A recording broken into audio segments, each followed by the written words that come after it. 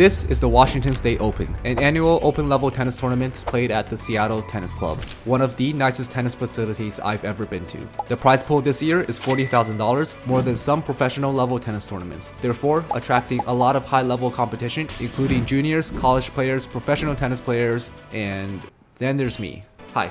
My name is Kevin. I am a professional amateur tennis player that spends way too much time playing tennis, and this tournament is my chance to test myself to see how I stack up against some extremely strong tennis players. Can an USTA 405 tennis player win even one round in this open level tournament? Let's find out in this video.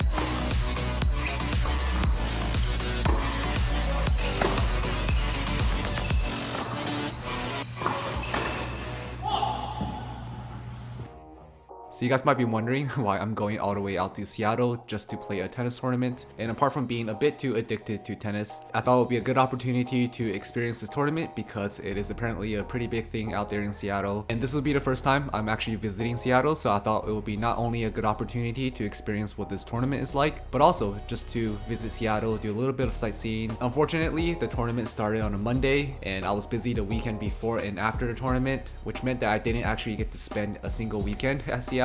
But either way, it was a super fun trip and I am excited to share it with you guys. So back on topic. This is my second time playing an open level tournament. The first time was a couple months back in the Mountain View Open. So in the tournament back in May, I beat a Division 2 tennis player to win my first round, but then lost in the second round to a Division 1 tennis player. There was a lot of good competition in that tournament. The winner was around a 13 UTR, but in this tournament, being a 13 UTR will put you around the 6th or 7th seed, as the level and the average level there is just so much higher. But yeah, all I'm trying to say is that there were some really insane tennis players out there, and I was excited to potentially be able to play against one of those players. But because all of those players get a bye, in order to play one of those players, I would first have to win at least one round in the tournament, and the draw is quite big. So it's going to be a draw of 256, which is a lot of players, with 183 players accepted to play in the tournament, and there are 32 seeded players, and each of these seeded players get a bye. And in order to be a seeded player, you need to have a UTR of at least 11. So in order to play one of these players, one would have to win at least a round or two. And in my case, if I win my first round, my second round opponent would be the 8th seed, who is actually an ex-top 500 ATP player, which is going to be far and beyond the strongest player that I've ever played against, which sounded pretty exciting for me. But before I get ahead of myself, I still have to win my first round match. So my first round opponent is a guy named Mark. I think he goes by Mitch. And funny story, the way I met Mitch was when I was checking in for my tournament at the tournament desk. The guy who was checking me in was like, "Oh, I guess you are my opponent." So yeah, I guess it turns out I was going to be playing one of the coaches at the club, who was actually also one of the organizers who was helping run the tournament, which I definitely did not expect. Anywho, this guy doesn't really have any tournament record. He doesn't play USTA, he doesn't play tournaments, he doesn't play UTR. His UTR for singles is completely blank. His UTR for doubles is about a 10 point something, but it's only 4% reliable, so take that with a grain of salt. So going into this, I was completely blind, didn't know how good he was, and without spoiling it, he was pretty good. Anyways, that is enough rambling for now. I'm gonna get right into the vlog. This was a very fun trip, a very cool tennis experience, and I'm really excited to share it with you guys.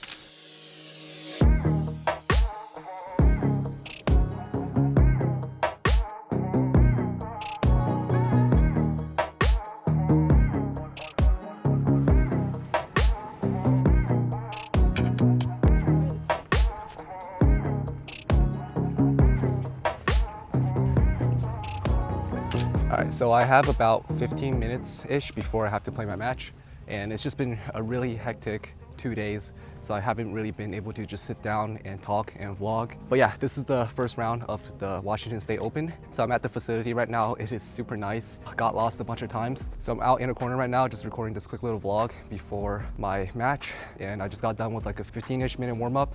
just to make sure I'm warm, I'm ready, because I honestly don't feel like I've prepared for this tournament as much as I wanted to. Week before I played my final playoff match, I hurt my foot and I ended up playing on a bad foot during that playoff match. I'm not gonna spoil the results because I'm not sure if I have released that video by then, but since then it's been like 2 weeks and I took about a week off of not really playing, but then as the week got closer, I just decided to start playing again. So my left foot is still a little bit injured, but won't go too far into the details of that. And I've also been playing on painkillers, so hopefully that'll be okay. So yeah, let me just quickly give you guys the rundown of this whole entire trip. I flew into Seattle last midnight. As soon as we got in and checked into our hotel, just had to go to sleep right away, try to get as much rest as possible. It's currently 11 a.m., so I definitely had enough sleep, but it's just been a very hectic trip. Feel a little bit underprepared and just haven't really gave much thought to this whole tournament. I've been a little bit too busy to be nervous for this. Anyways, I'm just here to have a good time. I've been told, just enjoy yourself, enjoy the experience, and just, have fun, try to play some good tennis, which is what I'm gonna try to do. Whether or not I play some good tennis, we'll have to see. Anyways, I'm gonna get right into the match now, and I hope you guys enjoy.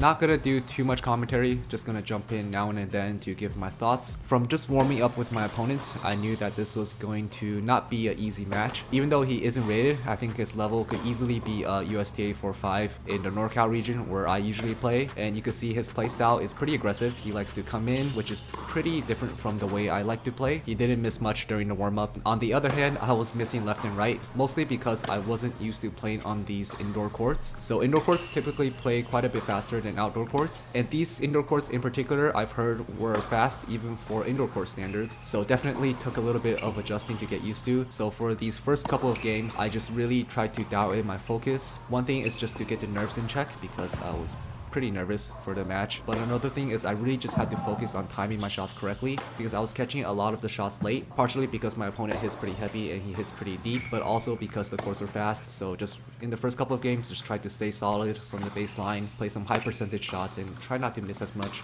But yeah, that was just the game plan and we'll see if it works. So yeah, that's a lot of talking for me. I'm gonna let you guys watch this video now. Hope you guys enjoy.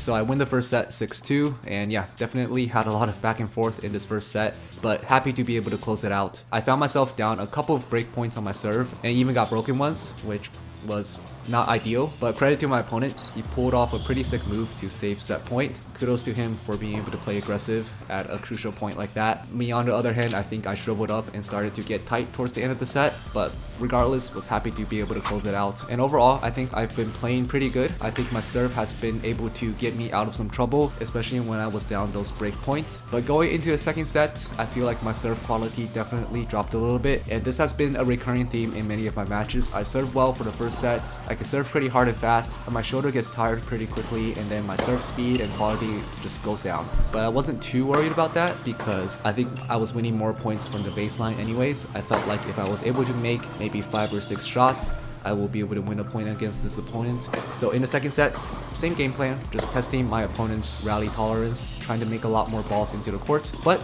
didn't want to give him anything too easy because this guy likes to play aggressive. I didn't want him to start getting confident and coming into the net if I was giving him really easy shots. So definitely still wanted to hit deep, high quality shots to him. But yeah, anyways, let's see how I do in the second set.